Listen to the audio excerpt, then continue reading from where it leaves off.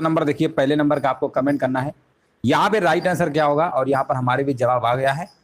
ये आपका किया गया था आपका 31 दिसंबर 1600 को। ऑप्शन नंबर यहाँ पे क्या होगा, बी वाला आपका बिल्कुल सही आंसर आपका यहाँ पर हो जाएगा। आगे हम बढ़ते हैं।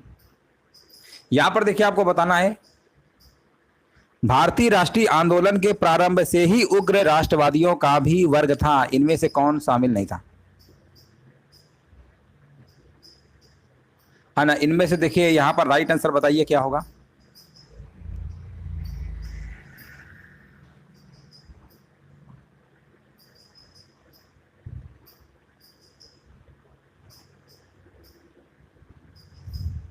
देखिए, बाल गंगाधर तिलक, लाला लाजपत राय, गोविंद रानडे और बिपिन चंद्रपाल ऑप्शन आपके दिए गए हैं। यहाँ पर देखिए आपको बताना है राइट आंसर आपका क्या होगा। ठीक है, दो गुटों में कांग्रेस के बारे में हमने पढ़ा होगा, विभाजित हो गया था, है ना। एक उग्रवादी जिसको हम नरमपंथी कहते हैं, उदारवादी कहते हैं, और एक आपका था गर्मपंथी। ठीक है ना, गर्मपंथी। तो जो लोकमान्य तिलक, बिपिन चंद्रपाल, अरविंद घोष और लाला लाजपत राय, ये सब आपके गर्मपंथी वर्ग के थे, याद रखिएगा, है ना, गर्म। तो यहाँ पर आंसर क्या होगा, सेकेंड नंबर के यहाँ पर जिनका भी जवाब आ रहा है ना, गोविंद रानडे, बिल्कुल सही आंसर दे रहे हैं। ऑप्शन नंबर यहाँ पे सी नंबर आपका करेक्ट आंसर आपका यहाँ पर हो जाएगा। हाँ देखिए, बिल्कुल सही आंसर दिया गया है, बिल्कुल करेक्ट आंसर आपका है। हाँ देखिए, 1907 में सूरत अधिवेशन में जो कांग्रेस है ना, 1907 याद रखिएगा, सूरत अधिवेशन में कांग्रेस जो है दो दलों में बढ़ गया था, नरम दल और गरम दल। आगे हम बढ़ेंगे। यहाँ पर देखिए आपको बताना है, नेक्स्ट प्रश्न आपके सामने है, स्क्रीन पे आपको बताना है। पूछा गया है आपसे, 1916 में कांग्रेस और मुस्लिम लीग के बीच लखनऊ समझौता हुआ, उनमें कौन से परिणाम बाद में घातक सिद्ध हुए? है ना, यहाँ पर लखनऊ समझौता 1916 आपका लखनऊ में आयोजित हुआ था। यहाँ पर आपको बताना राइट आंसर आपका यहाँ पर क्या होगा, उसके कौन से परिणाम बाद में घातक सिद्ध हुए। देखिए, 1916 का जो कांग्रेस अधिवेशन था आपका लखनऊ में, इसकी अध्यक्षता एक बार पूछा गया था लखनऊ अधिवेशन की, तो नरमपंथी नेता आपके थे अंबिका चरण मजूमदार, इसकी अध्यक्षता की थी 1916 कांग्रेस अधिवेशन लखनऊ की। ये भी याद रखिएगा, अधिवेशन की अध्यक्षता पूछा गया है। और यहाँ पर आपको बताना है आंसर यहाँ पर क्या होगा, और यहाँ पर हमारे भी जवाब आ गया है। क्वेश्चन नंबर 3 का बताया जा रहा है, कांग्रेस के द्वारा मुसलमानों के प्रति संतुष्टिकरण की नीति का आरंभ, है ना। ऑप्शन नंबर यहाँ पे क्या होगा, सी नंबर आपका बिल्कुल करेक्ट आंसर आपका यहाँ पर हो जाएगा।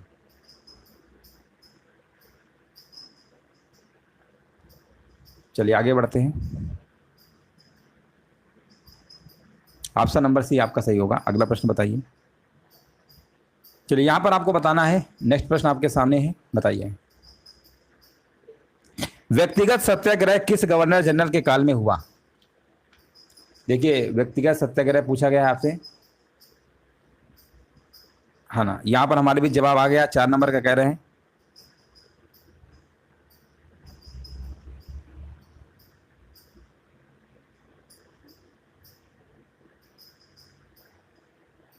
चलिए, व्यक्तिगत सत्याग्रह की आपको बताना आंसर क्या होगा,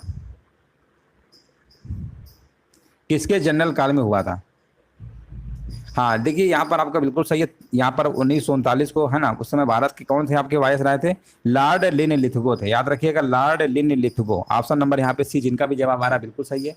देखिए, व्यक्तिगत सत्याग्रह जो आपका है ना, ये आपका महात्मा गांधी जी के द्वारा प्रारंभ किया गया था, और जो प्रथम सत्याग्रह आपका हुआ था, है ना, वो आपके मतलब किसके द्वारा, आपका आचार्य विनोबा भावे। यहाँ पर आंसर क्या होगा, पूछा गया किसके गवर्नर जनरल के काल में हुआ था, तो लॉर्ड लिनलिथगो आपका क्या है, बिल्कुल करेक्ट आंसर आपका यहाँ पर होगा, है ना। ये सब आपके सत्याग्रह शुरू किए गए। पहला जो आपका था, हाँ बिल्कुल सही है, प्रथम सत्याग्रही आपका आचार्य विनोबा भावे द्वारा, द्वितीय जवाहरलाल नेहरू, और तृतीय आपका ब्रह्मदत्त। ये भी आपको याद रखना है। चलिए हम आगे बढ़ते हैं। यहाँ पर आपको बताना है, नेक्स्ट प्रश्न बताइए, क्वेश्चन नंबर 5 का जवाब क्या होगा, और यहाँ पर देखिए आपको बताना राइट आंसर क्या होगा। यहाँ पर आपको बताना है, भारतीय राष्ट्रीय कांग्रेस की पूर्ववर्ती संस्थाओं में सबसे पहली और प्रमुख संस्था कौन सी थी? चलिए यहाँ पर कमेंट करिए, क्वेश्चन नंबर यहाँ पर 5 नंबर का जवाब देना है। भारतीय राष्ट्रीय कांग्रेस की पूर्ववर्ती संस्थाओं में सबसे पहली और प्रमुख संस्था थी, हाँ यहाँ पर बिल्कुल देखिए हमारे भी जवाब आ गया, 5 नंबर का बता रहे हैं, ब्रिटिश इंडिया एसोसिएशन, है ना, बिल्कुल सही जवाब है। जिनका भी जवाब आ रहा है ना, बिल्कुल करेक्ट आंसर आपका आ रहा है।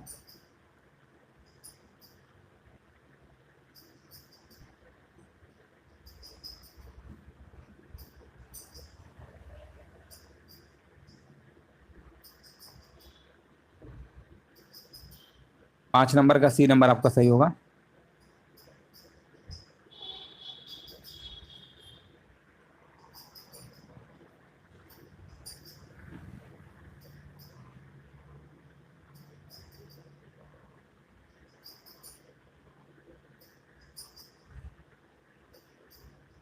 एक सेकेंड।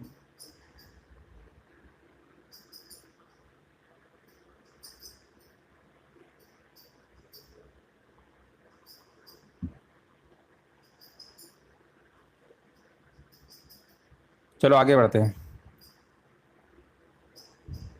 क्वेश्चन नंबर देखिए 6 नंबर का जवाब देना है। थोड़ा सा प्रश्न देखिए बड़ा है। चलिए बताइए, साइमन कमीशन की सिफारिशों के संदर्भ में निम्नलिखित में से कौन सा एक कथन आपका सही है? आपको यहाँ पर देखिए जवाब देना, राइट आंसर आपका यहाँ पर क्या होगा, कौन सा एक आपका सही है ये आपको बताना है 6 नंबर में।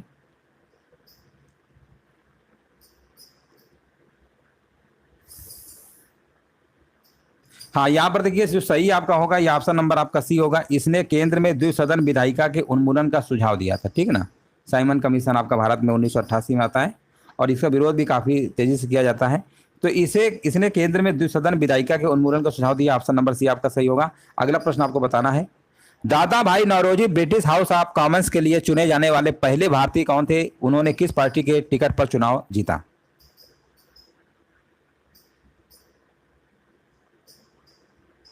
देखिए यहाँ पर हमारे भी जवाब आ चुका है। 7 नंबर का जवाब बताया जा रहा है लिबरल पार्टी। देखिए यहाँ पर हम बात करेंगे भारतीय राष्ट्रीय कांग्रेस के संस्थापक सदस्यों में से एक दादा भाई नौरोजी ने आज के मतलब 1892 में ब्रिटिश हाउस ऑफ कॉमन्स का चुनाव जीता था और उन्होंने सेंट्रल फिंसबरी की सीट से लिबरल पार्टी के प्रत्याशी के तौर पर चुनाव जीता था। तो लिबरल पार्टी यहाँ पर क्या होगा, बिल्कुल करेक्ट आंसर आपका यहाँ पर हो जाएगा। इसी के साथ ब्रिटिश हाउस ऑफ कॉमन्स के जो सदस्य बनने वाले वो पहले भारतीय बने थे। आंसर आपका यहाँ पर होगा लिबरल पार्टी, याद रखिएगा, इंपॉर्टेंट प्रश्न एग्जाम में पूछा जा चुका है। अगला प्रश्न बताइए, यहाँ पर देखिए क्वेश्चन नंबर 8 नंबर में जवाब देना है, भारत पर हुड़ों का प्रथम आक्रमण किसके शासक के समय हुआ? हाँ, भारत पर देखिए हुड़ों का जो पहला आक्रमण आपका था ना 458 ईस्वी में हुआ था। ये भी याद रखिएगा कब हुआ था, 458 में, ठीक है ना। 458 ईस्वी में आपका हुआ था, 458 ईस्वी में आपका हुआ था। और उस समय गुप्त सम्राट आपके कुमार गुप्त है ना, कुमार गुप्त आपके क्या थे, गद्दी पर बैठे थे, याद रखिएगा। और यहाँ पर 8 नंबर का जिनका भी जवाब आ रहा है ना, यहाँ पर लिखा है प्रथम आक्रमण किसके शासक, प्रथम पूछा गया है ना, प्रथम। तो पहला आक्रमण यहाँ पर क्या होगा, 8 नंबर का स्कंदगुप्त है ना। प्रथम आक्रमण की बात करेंगे तो वो आपका आंसर स्कंदगुप्त यहाँ पर क्या होगा, बिल्कुल सही आंसर आपका होगा। देखिए स्कंदगुप्त को हुड़ों का सामना करने का उत्तरदायित्व मतलब सौंपा गया था। तो यहाँ पर आपका आंसर क्या होगा, यहाँ पर आपका स्कंदगुप्त होगा, कुमार गुप्त प्रथम नहीं होगा। ऑप्शन नंबर यहाँ पे राइट आंसर सी नंबर वाला आपका सही होगा, है ना, बिल्कुल सही जवाब है। यहाँ पे राइट आंसर आपका होगा ऑप्शन नंबर सी, बिल्कुल करेक्ट आंसर आपका। ये भी कई बार आपका प्रश्न पूछा गया है। चलिए आगे बढ़ते हैं। हाँ, यहाँ पर देखिए 9 नंबर में आपको बताना है, ऐहोल अभिलेख किस शासक से संबंधित है? हाँ, ये आपका बिल्कुल सही जवाब दिया गया है। यहाँ पर बताया जा रहा है पुलकेशिन द्वितीय, है ना, बिल्कुल सही जवाब है, राइट आंसर आपका यहाँ पर हो जाएगा। अगला प्रश्न बताइए, ये भी प्रश्न कई बार पूछा गया, सत्यमेव जयते किस उपनिषद में संग्रहित है? तो यहाँ पर मुंडोक उपनिषद होगा। ऑप्शन नंबर यहाँ पे डी नंबर आपका बिल्कुल सही है। अगला प्रश्न बताइए, क्वेश्चन नंबर 11 नंबर का, महावस्तु महात्मा बुद्ध का जीवन वृत्तांत है, इसका संबंध किस शाखा से है? देखिए महात्मा बुद्ध के बारे में आप सब लोग जानते ही होंगे, है ना। वैशाली में इनका जन्म होता है, आपका वैशाली कह रहे हैं वो नेपाल में लुम्बिनी के पास, ठीक है ना। और यहाँ पर इनकी जो मृत्यु होती है आपकी कुशीनगर में होती है। वैशाली में आपका महावीर स्वामी का जन्म हुआ था, 24वें तीर्थकर आपके थे। और ऋषभ देव उसके संस्थापक माने जाते हैं जैन धर्म के। लेकिन यहाँ पर पूछा गया महावस्तु महात्मा बुद्ध का जीवन वृत्तांत है, इसका संबंध किस शाखा से? 11 नंबर का हमारे भी जवाब आ चुका है और यहाँ बिल्कुल सही जवाब है। यहाँ पर आंसर हमारे बीच है, ऑप्शन नंबर 11 नंबर का बताया जा रहा है, महायान, बिल्कुल सही है। ऑप्शन नंबर पहला ही आपका आंसर क्या होगा, बिल्कुल सही आंसर आपका यहाँ पर हो जाएगा। हाँ, बिल्कुल सही जवाब है, ऑप्शन नंबर यहाँ पे होगा। सारनाथ में इन्होंने पहला उपदेश दिया था, ऋषि पतनम जिसे आप कहते हैं। चलिए आगे बढ़ते हैं। यहाँ पर नेक्स्ट प्रश्न बताइए, क्वेश्चन नंबर 12, अकबर के द्वारा बनाए गए उपासना भवन का क्या नाम था? हाँ, यहाँ पर देखिए ये आपका अकबर ने फतेहपुर सीकरी में, है ना, फतेहपुर सीकरी में आपका इबादत खाना इबादत खाना की स्थापना किया था 1575 में किया था। कब किया था? 1575। पूछा गया अकबर के द्वारा बनाए गए उपासना भवन का नाम क्या था? तो ये आपका क्या था? इबादत खाना था, याद रखिएगा। अगला प्रश्न बताइए।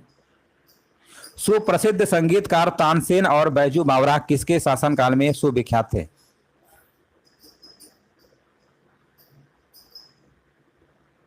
क्वेश्चन नंबर देखिए 13 नंबर का जवाब हमारे बीच आ चुका है और यहां पर बताया जा रहा है क्वेश्चन नंबर 13 नंबर का।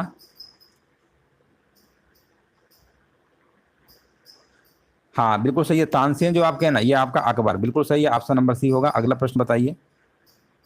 न्यू कैसल पोर्ट जो दुनिया का सबसे बड़ा कोयला निर्यात बंदरगाह है, यह किस देश में स्थित है?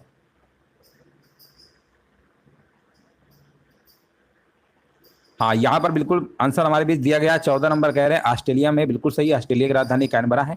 ऑप्शन नंबर यहाँ पे बिल्कुल सही आंसर आपका हो जाएगा। 792 हेक्टेयर में फैला हुआ है आपका, याद रखिएगा। कोयला निर्यात बंदरगाह कौन सा है? New castle port. आगे बढ़ते हैं और यहाँ पर आपको बताइए देशांतर रेखाओं के संबंध में कौन सही है? हाँ ना, यहाँ पर देखिए आपको बताना है पृथ्वी पर दो अक्षांशों की कोणीय दूरी को देशांतर कहा जाता है, याद रखिएगा।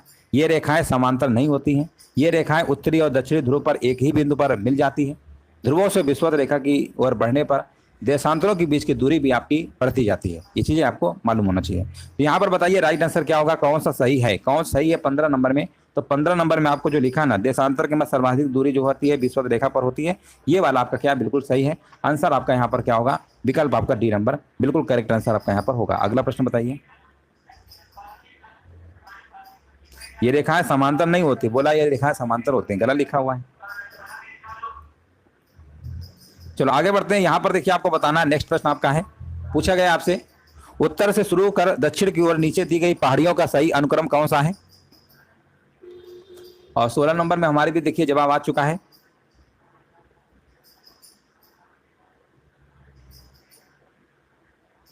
हाँ 16 नंबर का यहाँ पर बताया जा रहा है सी नंबर, नल्ला मलाई पहाड़ियां, जवादी पहाड़ियां, नीलगिरी पहाड़ियां और अन्नालाई पहाड़ियां।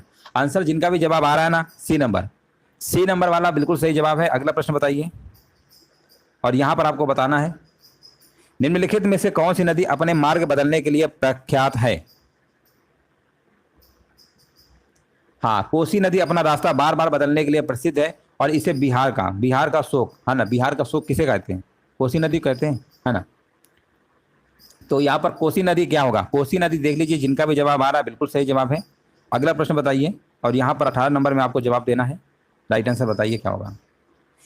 किस मृदा प्रारूप में लोहे के अतिरिक्त मात्रा होने के कारण अनवरक हो जाती है?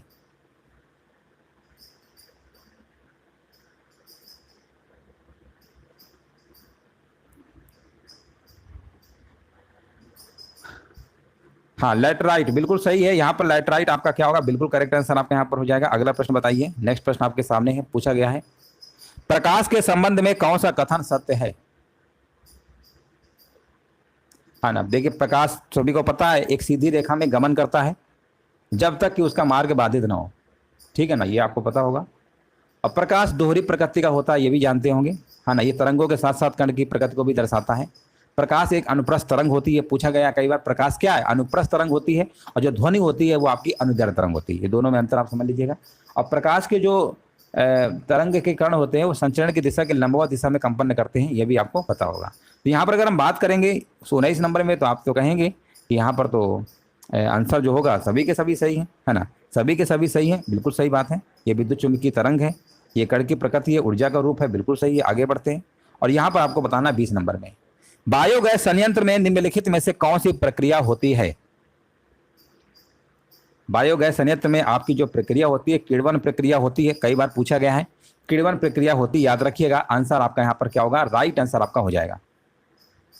मेथेन गैस जो होती है ना, बायोगैस का ही मुख्य घटक होता है मेथेन गैस। हाइड्रोजनीकरण के द्वारा एथिलीन अथवा एसेटिलीन से एथेन प्राप्त किया जाता है, ये भी आपको याद रखना है। चलिए आगे हम बढ़ते हैं। यहां पर अगला प्रश्न आपके सामने है, बताना है एक वर्ग में ऊपर से नीचे की ओर आने पर परमाणु के आकार, है ना, वर्ग में अगर ऊपर से नीचे जाएंगे तो क्या होगा बताइए? परमाणु आकार कह रहे हैं बढ़ता है, परमाणु आकार बढ़ता है, बिल्कुल सही बात है। ऑप्शन नंबर पहला आपका सही होगा। वर्ग में ऊपर से नीचे जाने पर नया कोष जुड़ेगा इससे नाभिकीय आवेश क्या होगा, कम होगा, और जब नाभिकीय बल कम होगा तो तत्वों का परमाणु आकार क्या होगा, बढ़ जाता है। तो यहाँ पर क्या होगा, बढ़ जाता है। ये भी आपका एग्जाम में पूछा चुका है। अगला प्रश्न बताइए, आपके सामने है, वायुमंडल में प्रकाश की विसरण का कारण क्या है। हाँ, इसका आंसर हमारे बीच आ चुका है। धूल के कणों के कारण जो होता है ना, वातावरण में क्या होता है, प्रकाश का विसरण होता है। तो आंसर क्या लगाएंगे, धूल कण वाला, ऑप्शन नंबर बी। अगला प्रश्न बताइए, किसी भी यौगिकों का ऑक्सीकरण संख्या क्या होता है। 23 नंबर का हमारे बीच आ चुका है ऑक्सीकरण संख्या, जिसे आप ऑक्सीडेशन नंबर कहते हैं। ऑक्सीडेशन अंग्रेजी शब्द है इसका। और यहां पर क्या होगा बताइए, किसी तत्व के परमाणु की संयुक्त अवस्था में उसके ऊपर आवेश को दर्शाने वाली संख्या को ही हम ऑक्सीकरण संख्या कहते हैं। और भिन्न भिन्न तत्वों की जो ऑक्सीकरण संख्या में भिन्न भिन्न आपकी होती है। यहाँ पर आपसे पूछा गया ऑक्सीकरण संख्या क्या होता है, 23 नंबर आपको बताना, किसी भी यौगिक का ऑक्सीकरण संख्या क्या होता है, 23 नंबर में आपको बताना है। और 23 नंबर में हमारे भी जवाब भी आ चुका है। 23 नंबर का जवाब यहाँ पर बताया जा रहा है 0, है ना, 0 होगा आपका।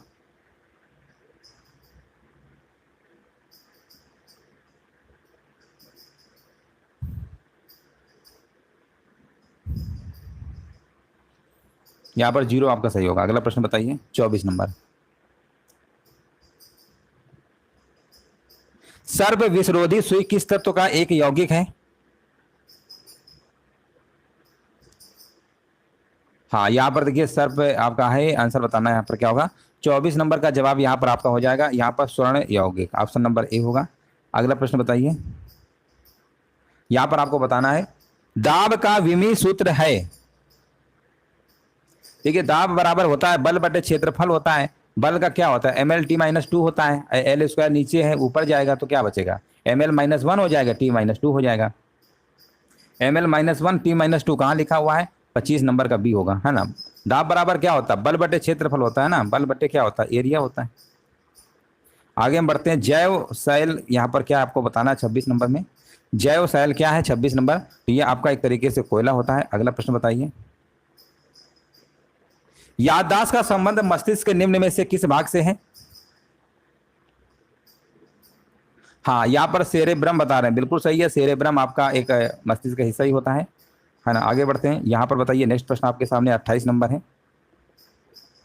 एक जीवाश्म पक्षी का नाम बताएं जो एक पक्षी की तरह दिखता है लेकिन सरीसृप के जैसी अन्य विशेषताएं होती हैं, है ना। यहाँ पर आर्कियोप्टेरिक्स करके नाम लिखा हुआ है ना। यहाँ पर आंसर क्या होगा, बिल्कुल सही आपका होगा, बी नंबर होगा। जिनका भी आ रहा है बिल्कुल सही है। आगे बढ़ते हैं, मानव शरीर में सर्वाधिक मात्रा में पाया जाने वाला तत्व कौन सा है। सिंपल सी बात है, यहाँ पर ऑक्सीजन होगा और इसमें कुल वजन का 65% होता है। मानव शरीर में सबसे ज्यादा कौन सा पाया जाता है, ऑक्सीजन। O2 इसका फार्मूला होता है, O3 ओजोन का होता है, प्रतीक है। अगला प्रश्न बताइए, परिपथ के किन्हीं दो बिंदुओं के बीच विभवांतर मापने के लिए किसका प्रयोग किया जाता है। तो यहाँ पर बता रहे हैं वोल्ट मीटर, बिल्कुल सही जवाब है। अगला प्रश्न बताइए, नेक्स्ट प्रश्न आपके सामने है, आपातकाल के दौरान मौलिक अधिकारों का निलंबन कौन कर सकता है।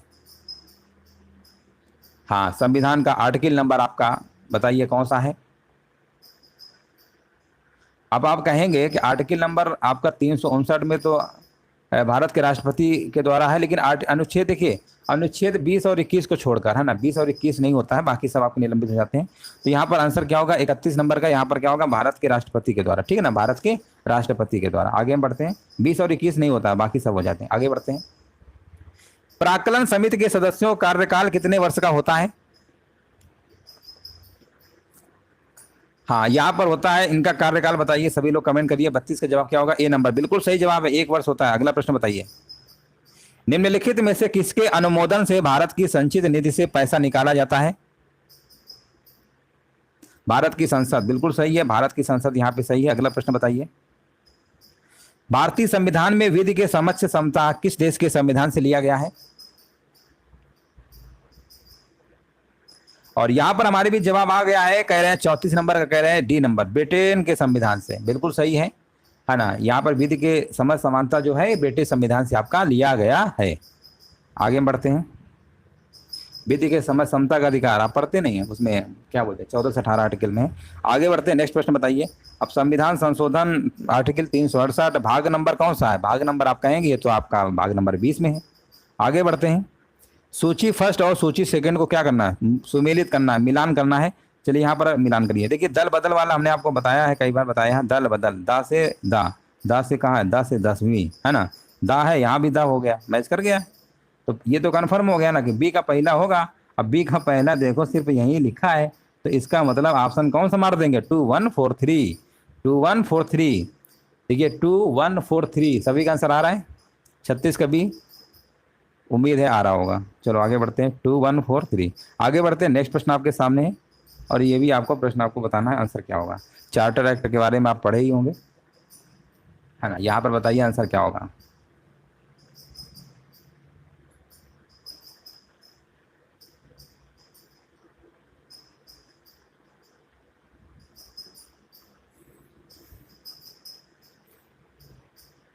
अठारह के चार्टर अधिनियम के अंतर्गत प्रथम विधि आयोग का गठन किसकी अध्यक्षता में किया गया? 37 नंबर यहाँ पर बता रहे हैं, लॉर्ड मैकाले। बिल्कुल सही है, ऑप्शन नंबर बी होगा।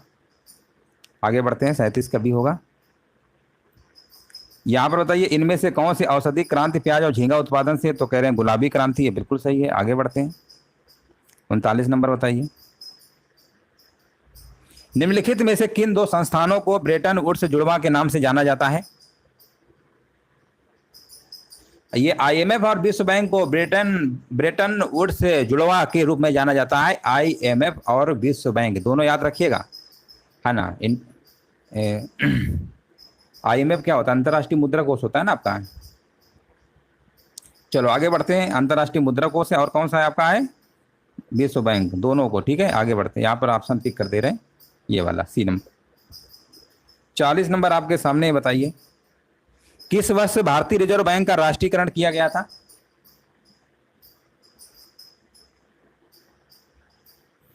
जवाब आ गया, कह रहे हैं 1 जनवरी 1949 को किया गया था। 1 जनवरी 1949।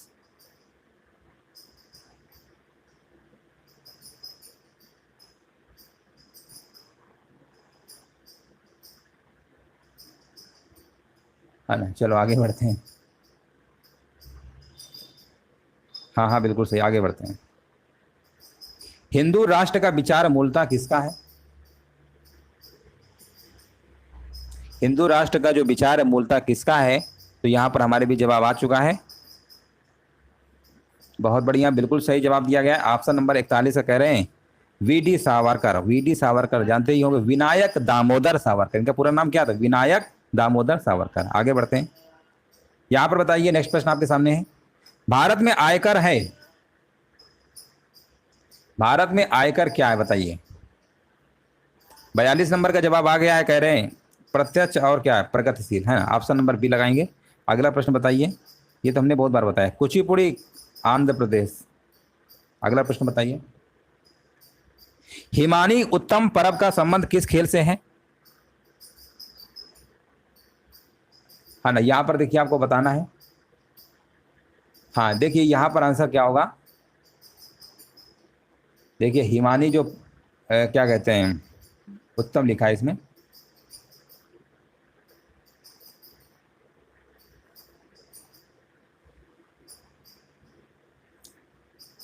हाँ ये भी एग्जाम का पूछा हुआ प्रश्न है ये। हिमानी जो आपका, ये आपका जो संबंध है ना, ये आपका मल्ल खम्भ है, ठीक है ना। मल्ल खम्भ है, यहाँ बा लिखा है, भा बना लीजिएगा, मल्ल खम्भ है, ठीक है ना। ऑप्शन नंबर यहाँ पे आपका बी होगा, 44 का बी है, ये भी पूछा गया है प्रश्न आपका। आगे बढ़ते हैं, अगला प्रश्न बताइए, निफक आंदोलन के प्रणेता थे? 45 नंबर का बताइए। 45 का यहाँ पर सी नंबर बता रहे हैं, बिल्कुल सही है, दादू दयाल। आगे बढ़ते हैं, चलिए 46 नंबर बताइए, द्रकमा सिक्का किसने चलाया? हाँ द्रकमा सिक्का जो है किसने चलाया था, आपको बताना है।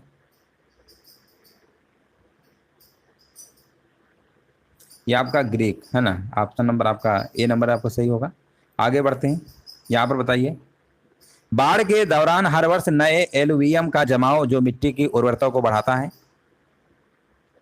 तो ये आपका आंसर क्या होगा? खादर मिट्टी कहलाता है। देखिए बाढ़ के दौरान हर साल क्या होता है ना, जलोढ़ जमाव से जो मिट्टी की उर्वरता को बढ़ाता है ना, उसे हम खादर मिट्टी कहते हैं। कौन सी मिट्टी कहते हैं? खादर। याद रखिएगा खादर मिट्टी यहाँ पे क्या होगा, राइट आंसर आपका हो जाएगा, है ना। खादर मिट्टी यहाँ पर बिल्कुल सही जवाब है। अगला प्रश्न बताइए। वह समुद्री सीमा जहां तापमान तेजी से कम होता है। हाँ देखिए जहां पर तापमान में तेजी से कमी आती है ना, वो आपका होगा थर्मोकलाइन। थर्मोकलाइन याद रखिएगा, थर्मोकलाइन यहाँ पर क्या होगा, राइट आंसर आपका यहाँ पर होगा। ये भी आपका एग्जाम में पूछा जा चुका है। अगला प्रश्न बताइए। नेक्स्ट प्रश्न आपके सामने है। यहाँ पर आपसे पूछा गया है बेसल मापदंड संबंधित है। हाँ बेसल जो मापदंड है ये आपका बैंकिंग क्षेत्र से संबंधित है। कौन क्षेत्र से संबंधित है? बेसल बैंकिंग क्षेत्र से। अगला प्रश्न बताइए। नेक्स्ट प्रश्न आपको बताना है। अगला प्रश्न आपके सामने है। इंग्लिश में पहली बार औद्योगिक क्रांति शब्द का प्रयोग किसने किया, है ना। यहाँ पर आपका आंसर होगा अर्नाल्ड टायनबी, है ना, टायनबी। अर्नोल्ड टायनबी इनका पूरा नाम है। अर्नाल्ड टायनबी लिखा है या अर्नोल्ड टायनबी, बात एक ही है। तो यहाँ पर आंसर क्या होगा, औद्योगिक क्रांति जो है इन्होंने ही यहाँ पर बोला गया ना शब्द का प्रयोग किया। बिल्कुल सही जवाब है। ऑप्शन नंबर यहाँ पर क्या होगा, अर्नाल्ड टायनबी। आगे बढ़ते हैं। ये देखिए कुछ हमारे वन लाइनर पॉइंट यहाँ पर हमने ले रखे हैं। और यहाँ पर आपको देखिए पहला पॉइंट आपके लिखा है भारत में मानव का सर्वप्रथम जो साक्ष्य प्राप्त हुआ है वो आपका नर्मदा घाटी से प्राप्त हुआ है। और नर्मदा घाटी बिल्कुल सही है। सर्वप्रथम प्राचीनतम स्थायी जीवन के जो प्रमाण मिले हैं वो आपके मेहरगढ़ से मिले हैं। कहाँ से मिले हैं? मेहरगढ़ से मिले हैं। हाँ बिल्कुल सही है, मेहरगढ़ से मिले हैं, बिल्कुल सही है।